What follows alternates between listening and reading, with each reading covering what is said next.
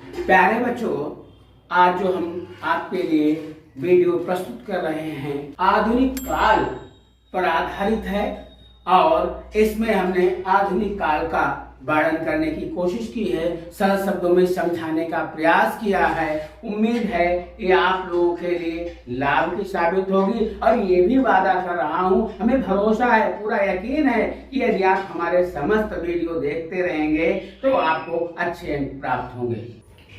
प्यारे बच्चों, जैसा कि हमने आप लोगों से वादा किया था कि आप लोगों को प्रत्येक दिन एक वीडियो इसलिए देंगे ताकि परीक्षा में आप अच्छे अंक प्राप्त करें। इसीलिए मैंने सबसे पहले आपको सन और संवत वाला वीडियो दिया था। दूसरे वीडियो में आपको आदिकाल के विषय में, वीर गाथा काल के विषय में बताया था। तो अगले वीडियो में हमने आपको भक्ति काल के विषय में बताया था और फिर रीति काल, और ये हमारा ये आधुनिक काल का वीडियो है। ये कक्षा 9, कक्षा 10, कक्षा 11, कक्षा 12 इन सभी कक्षाओं में आपको लाभ देगा। परीक्षाओं में अंक, अच्छे अंक दिलाने के लिए, अंकों की बढ़ोतरी करने में सहायक सिद्ध होगा।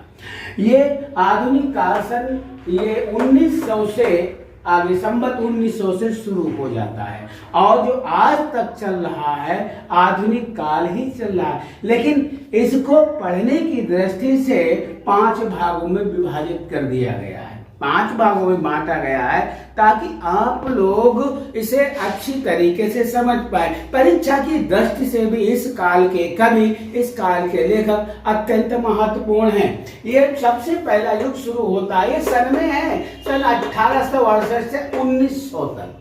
सन 1800, ये संवत नहीं है, सन अगर संवत बनाना है तो इसमें 57 जोड़ देना, 57 जोड़ देना। सन 1868 से 1900 तक है। इसको भारतेंदु युग करके नाम से जानते हैं, भारतेंदु युग, क्योंकि भारतेंदु हरिश्चंद्र जी ने जो सेवा साहित्य की अद्वितीय प्रयास किया, हिंदी को सजाने का, संवारने का, हिंदी साहित्य में नई से नई चीजों को लाने का प्रयास किया, इसलिए इस समय का कालखंड का नाम ही भारतेंदु युग पड़ गया।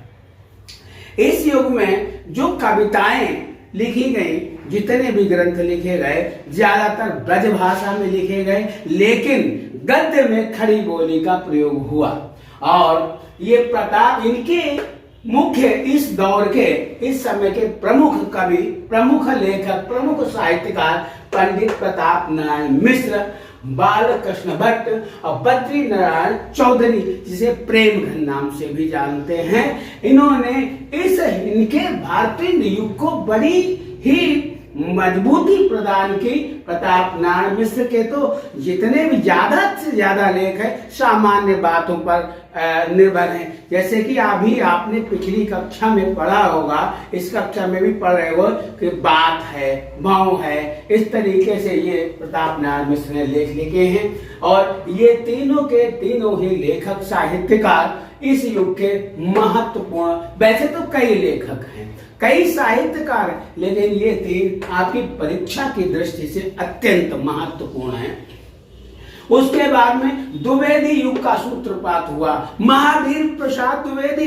इन्होंने इस हिंदी साहित्य को बहुत अधिक महत्व दिया, बहुत अधिक सजाया, संभाला। और दूसरी ये महावीर प्रसाद द्विवेदी की बड़ी उपलब्धि थी कि इन्होंने खड़ी बोली में ही कविताओं का सूत्रपात किया। इससे पहले कविताएं ब्रजभाषा में लिखी जाती थी, लेकिन महावीर प्रसाद द्विवेदी के युग में ये ब्रजभाषा से कविताएं आकर के खड़ी बोली में लिखी जाने लगी। और इनका साथ दिया है ये आपके हैं पंडित ये अयोध्या सिंह उपाध्याय, हरिऔध, राम नरेश त्रिपाठी, और इसमें अयोध्या सिंह उपाध्याय की रचनाएं, प्रिय प्रवास, वैदेही वनवास, ये इनकी अत्यंत महत्वपूर्ण इनकी कृतियां हैं।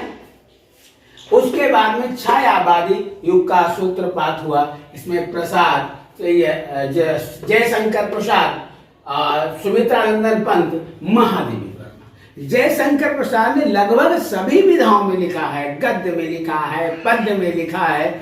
महादेवी वर्मा ने भी गद्य में लिखा है, पद्य में लिखा है। इनके तमाम ग्रंथ प्रकाशित हुए और इन्होंने छायावादी युग को आगे बढ़ाया। उसके बाद में प्रगतिवादी युग में दो कवि ऐसे हैं, प्रसाद भी हैं, ये दो कवि ऐसे हैं, सुमित्रानंदन पंत और सूर्यकांत त्रिपाठी निराला।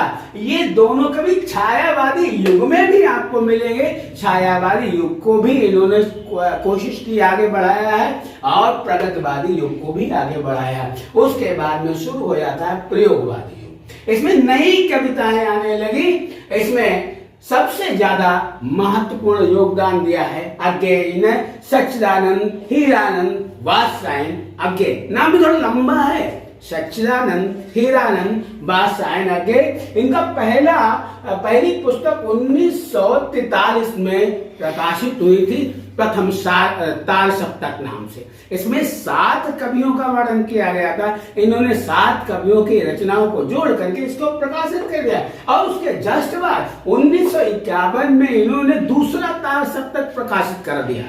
इसमें भी दूसरे 7 कवि लिए, 7 कवि 14 और तीसरा तार सप्तक इन्होंने प्रकाशित किया 1959 में। इन्होंने लगातार 3 तार सप्तक प्रकाशित किए और 3 तार सप्तक के अनुसार हिसाब से लगाए 21 कवियों को इन्होंने आगे बढ़ाने का काम किया। और इस युग के प्रमुख कवि थे गिरिजा कुमार माथुर और गजानन माधव। गजानन माधव का मुक्ति बोध भी ये बहुत ही महत्वपूर्ण है। कुल मिलाकर के ये था हमारा आधुनिक काल। और इसमें विशेष करके आप कवि जो हमने नाम दिए हैं शुरू से लेकर के लास्ट तक, प्रताप नारायण मिश्र, पंडित बालकृष्ण भट्ट, बद्री नारायण चौधरी और प्रेमचंद, आपके मैथिली शरण गुप्त, अयोध्या सिंह उपाध्याय हरिऔध। मैथिली शरण गुप्त द्विवेदी युग के महानतम कवियों में गिने जाते हैं। मैथिली शरण गुप्त को राष्ट्र कवि की संज्ञा भी दी गई है।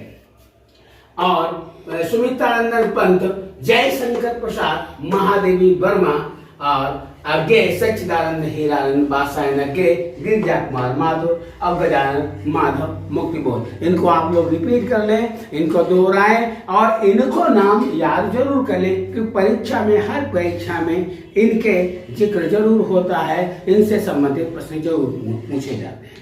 तब तक के लिए मैं अरविंद मिश्रा आपसे अनुरोध करता हूं कि आप हमारा channel hello sir education subscribe करें और लाइक करें, अपने कमेंट भी दें ताकि मुझे पता लगे कि आप लोग इनसे लाभान्वित हो रहे हैं।